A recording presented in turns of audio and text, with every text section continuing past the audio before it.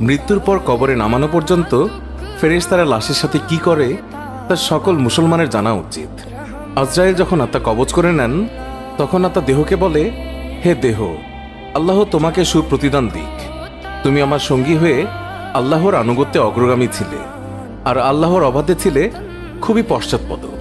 তুমি আমার পক্ষ থেকে মুবারকবাদ গ্রহণ করো, কেননা আজ তুমি নিজেও মুক্তি পেয়েছ আর আমাকেও নাজাত দিয়েছ।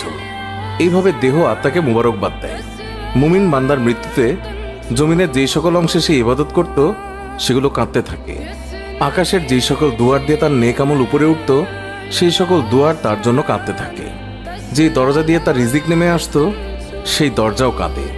আকাশ জমিনের এই ক্রন্দন দীর্ঘ 40 দিন পর্যন্ত অব্যাহত থাকবে। মালাকুল মউত যখন তার আত্মা কবজ করে নেয় তখন তার দেহের হেফাজতের জন্য সেখানে 500 ফেরেশতা দাঁড়িয়ে থাকে। যদি কেউ তার লাশের পাশ ফিরাতে চায় তখন ফেরেশতারাও এই কাজে মানুষের সহযোগিতা করে।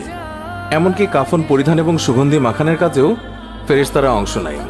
লাশের সম্মানার্থে ফেরেশতারা 2 সারি করে ঘর থেকে কবর পর্যন্ত দাঁড়িয়ে যায়। জানাজা পর্যন্ত অতিক্রম করে তখন তারা অভ্যর্থনা জানায়, তার জন্য ক্ষমা প্রার্থনা করে। মুমিনের মর্যাদার এই অবস্থা দেখে ইবলিস এত জোরে চিৎকার করে ওঠে যে তার দেহের হাড়ের কোনো কোনো গ্রন্থির বন্ধন এই সময় ছিঁড়ে যায়। সে আক্ষেপের সাথে তার সঙ্গীদের বলতে থাকে, তোমাদের সর্বনাশ হোক, এই বান্দা তোমাদের ফাঁদ থেকে কিভাবে ফসকে গেল। ইবলিসের সঙ্গীরা বলে, এ নিষ্পাপ ছিল, তাই আমাদের ফাঁদে আটকায়নি। মালাকুল মউত যখন তার আত্মাকে নিয়ে আকাশে আরোহণ করে তখন হযরত জিবরাইল আলাইহিস সালাম 70,000 ফেরেশতা নিয়ে তাকে অভ্যর্থনা জানায়। আর সকল ফেরেশতারা তার কাছে আল্লাহ তাআলার সন্তুষ্টির সুসংবাদ জানাতে থাকে। মালাকুল মউত যখন আত্মাটিকে নিয়ে আরশের নিকট পৌঁছেন তখন সে আল্লাহ তাআলার কাছে সিজদায় পতিত হয়ে যায়। আর সেই সময় আল্লাহ তাআলা ইরশাদ করেন, হে মালাকুল মউত, তুমি আমার বান্দাকে নিয়ে জান্নাতের বাগানে রেখে এসো। তারপর তাকে কবরে নামার পর নামাজ তার ডান দিকে এবং রোজা তার বাম দিকে এসে দাঁড়িয়ে যায়। আল্লাহর রিজিক এবং কোরআন তিলাওয়াত এসে দাঁড়িয়ে যায় তার সিধানের দিকে। পায়ের দিকে দাঁড়িয়ে যায় জামাতের সাথে নামাজ পড়ার জন্য মসজিদের দিকে গমন।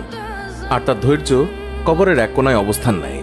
এই সময় আল্লাহ তাআলা তার কবরে আযাবের একটি অংশ প্রেরণ করেন। আযাবটি এসে কবরের ডান দিক থেকে প্রবেশ করতে চায়, কিন্তু নামাজ এসে তাকে বাধা দিয়ে বলে, আযাব, তুমি পিছিয়ে যাও। খোদার কসম,